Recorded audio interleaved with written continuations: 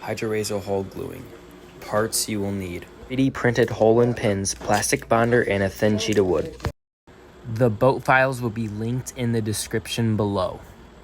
This will be the plastic bonder used in this video. This is a piece for the nose, so it is easier to clamp on instead of just clamping on that. So it just slides right on, and then you use any clamp of your choice, which we got right there. Now we're scraping it up so the epoxy will settle. Scratching all the pieces, you want to get one of these pegs included, with the files and shove them in there. They're a little loose, so you are able to put epoxy in there so they sit well. They are a little loose, but there you go. And then clamp on. To get that done, you're going to take your piece of wood. It will go under here, so when you clamp it, it won't go through that hole, so it will clamp easier like that. I know. And you want to mix your epoxy well. Also, we'll need paintbrushes to brush the epoxy on this. You don't want to do too much because you don't want oozing out the sides, and you don't want too much in here. So take this pen out, make sure your workspace is clear, get your brush ready, and my wood piece is right there, and my clamp is ready. Alright, you want to put epoxy in all the little holes first, not too much, but just enough. Like that. And you put that pin in. Make sure it's all good. Push it in there. See? And you start brushing the epoxy on. Remember, not too much, because you don't want it oozing out the side. That we want to position it on there nice and easy. Okay, that. We're going to line it up, and want to put cover on so it looks nice.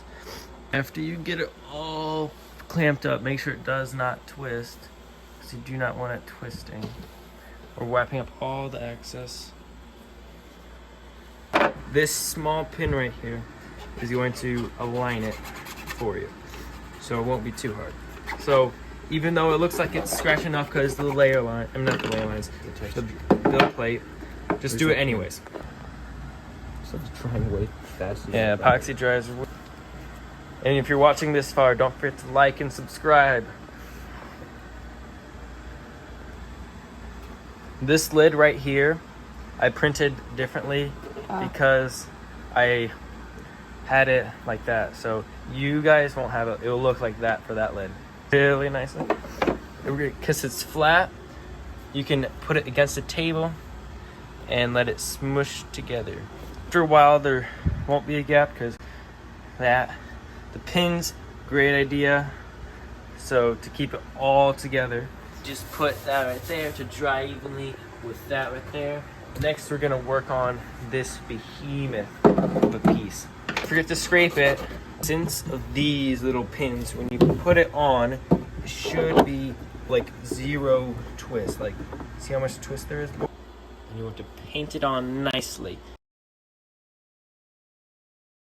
Reminder, don't put epoxy right there or right there, because then it will, when you put the straps in, it won't be able to loop because there's epoxy right there and it's gonna be hard.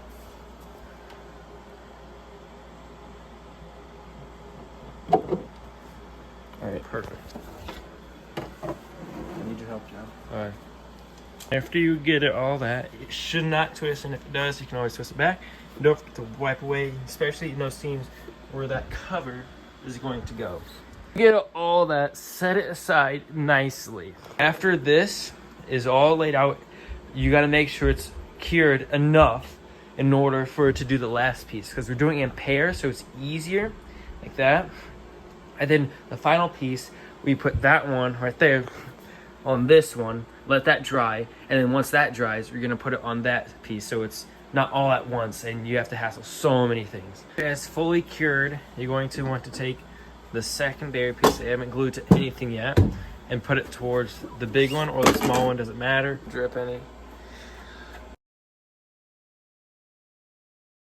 After you put that on there, all I have to do is clamp it like usual. To get it all, but make sure to let it rest. And after that dries, we're going to be doing that one next. You're going to want a long clamp. Pino. That's solid. This is the last final piece. Look, guys. So close to being done.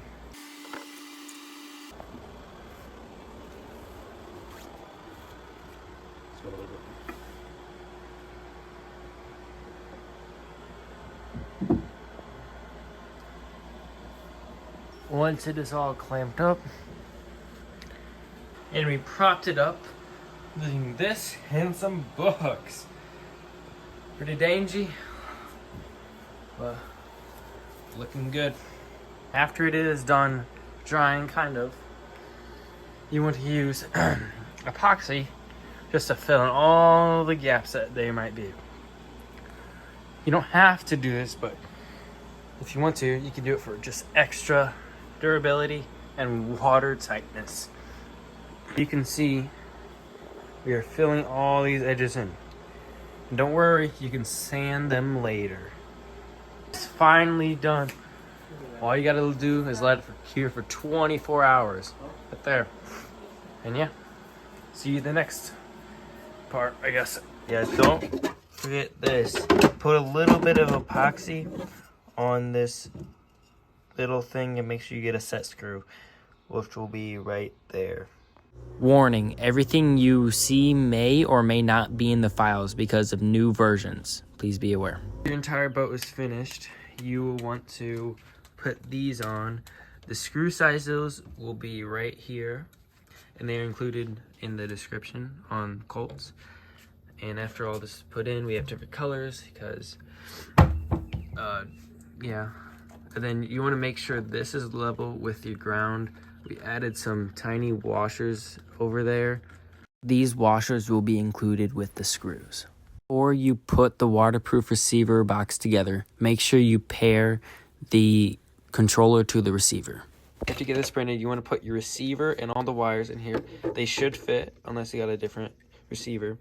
You want to get a piece of foam right here, lay it over and put it in the grooves right there. And for extra protection, put marine grease, because you're going to need it anyway to put it over there. And then it should be watertight. You just put it right there and hot glue it. You want to put on your motor while holding electronics.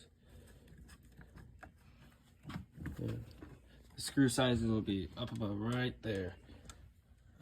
Add the connected piece from that so you can attach to that right there. Get all that in. You want to put the ESC in there. On the actual model, we will have holes in this. This is just for testing. This is all us putting it together. And the screws will be up there, the sizes. Hole right there for the water and that. You guys will all have that. Attach all your wires. See, you can see. There's letters on this. Oh yeah, there's these letters right there. And then we're gonna have connectors. These are different ones, but you'll be able to find it.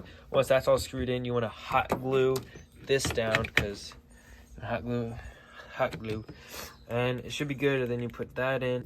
When you glue it, you want to scratch the surface so it's better adhesion with the hot glue over there. Alright, and you want to put it, scratch it all up. Make sure everything looks good with the wires. Don't touch any of the wires really. Should be good. And if you want to, you can seal it extra with the hot glue, just to be extra sure that nothing will leak. And you can just glue it. After you get that all down there, we actually raise it up because that will be, the tube will be resting up above that. But for you guys, it will be perfectly easy. And that's what it should look like. You got those screwed in. The screw sizes are right there. Then fits in there pretty nicely. And then we're gonna hot glue the one button right there. After you get everything greased up, slide it all in there. Make sure it's all good. Batteries in there. All this seems good. Check the controls. Make sure the failsafe is good. And put the cover on and let it ride.